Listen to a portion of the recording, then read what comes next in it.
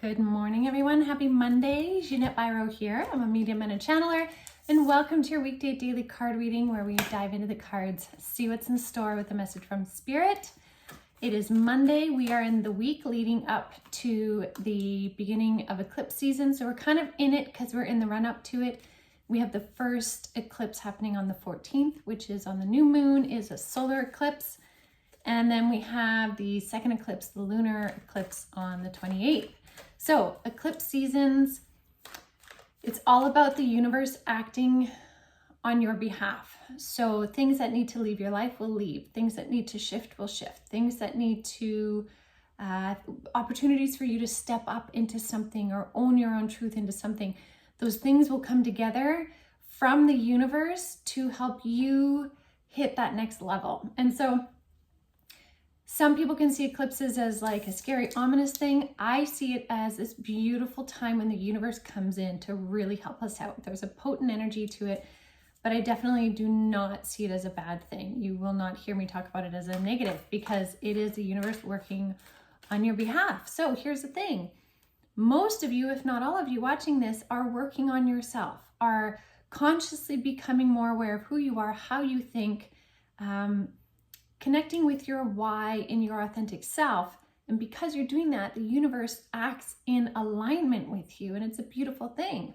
So all of that being said, what I decided to do this week is I'm going to still use this Autumn Sky Oracle for kind of the theme, and then I'm going to use the Light Seers Tarot to break it down a little bit. So we're going to try that out. Now, as I'm shuffling, I do want to encourage you all to check out the podcast today. It's all about what happens when we die. It came from a question, and it's kind of exploring what I have come to understand through all my years of mediumship, my own NDE. And again, it's from my perspective and understanding, and there are many perspectives. So listen to it with an open mind, but it may just answer some neat questions or satisfy some curiosities. So definitely check that out. All right, let's see here. One more shuffle. Right away, Spirit is like, this week for many is a week of new beginnings. So some of you may have already been having these new beginnings, and this is yet another one, or this may be where your new beginning begins.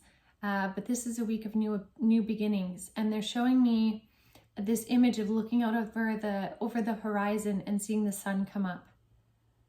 So many of you have been going through kind of this dark night of the soul, which again, we talked about on Spirit Coffee Talk. If any of you follow me, check out the Avalon Spirit YouTube page as well. And on there is where myself, Elise Catherine, and Lisa Richmond, we host Spirit Coffee Talk. And the three of us chat about all things spirit.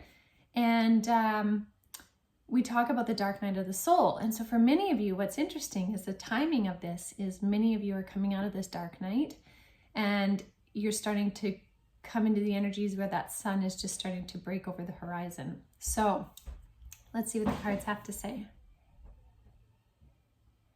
Okay. I'm not surprised. There's two. I wanted to take two. And we have seen these. So this is so interesting. So the first one, again, is this one. Compassion, be a witness, release emotions, transmute pain through love, seek to help others, and keep an open heart. Now, I want to say that this new beginning that Spirit is talking about is coming because of what you are doing with your thought frequency.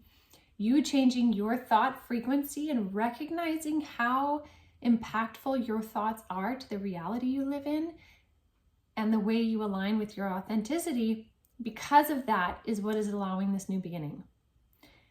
So this is something really neat. So this is all because of you, and Spirit is echoing your perspective, and your thought patterns have been a huge player in this. And wow, this is neat. This is so cool. Okay, so remember this card. This card is called the Middle Way. It talks about balancing your emotions, avoiding polarizing beliefs, be willing to change your mind, cultivate inner peace and neutrality, seek new perspectives to deepen understanding, and stay compassionate. So look what we have as the theme.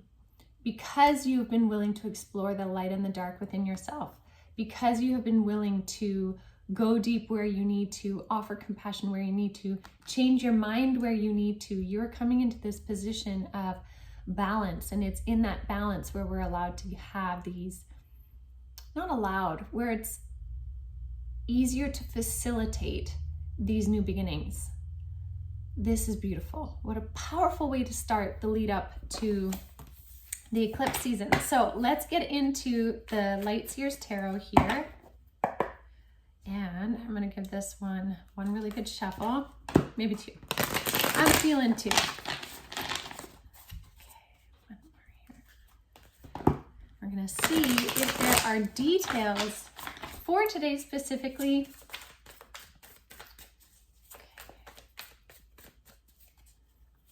So with this compassionate energy, this balance, this finding the middle road, the middle way, like the Buddhist principles, what are the messages we need to know in this energy?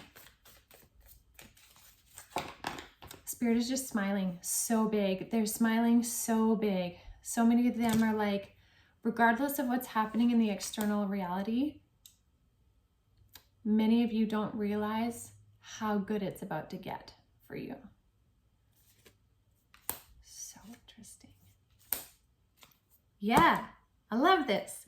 Okay, so this is exactly it. So looking at this Five of Wands card, this Five of Wands can mean lots of different things. Wands are about passion and purpose. The Five of Wands, 5 represents change. But really what I want to emphasize here again is this is as if it's like different aspects of you through your journey. And you started here at the bottom, right? Where the wands, your passion and purpose was maybe kind of kicked to the side, or maybe you weren't allowing it to move through you. But through your constant, consistent steps of self-love and nurturing, you've been climbing up these wands and discovering yourself and asking questions and going deeper. And again, finding those polarities to the point in which now you can hold the wand, the energy, the passion, the fire in your hand and light the path. You have accomplished this. This is huge. And what I want to also say is that we have another 5 here, but in a major arcana, which is the Hierophant. And so the Hierophant has access now to this stairway to consciousness. The Hierophant is like a teacher, is a wisdom keeper, has gained wisdom. So when I see these 2 5s together, again, this is talking about this change and this new beginning, and that your journey this way through the 5s, through taking the energy of passion and changing it from aggression or maybe anger or outbursts into purpose and something that fuels the flames that you want, now leads you into higher consciousness. And you can take this higher consciousness with you. And because of that, the universe is answering with a twist of fate, with the Wheel of Fortune card here, with a twist of fate, a new beginning in your favor. The wheel is spinning in your favor. I also like here too that these 2 5s make a 10, and we have a 10 here, and the 10 is like culmination, new beginning. 9s are the ending, 10s are like the successful completion.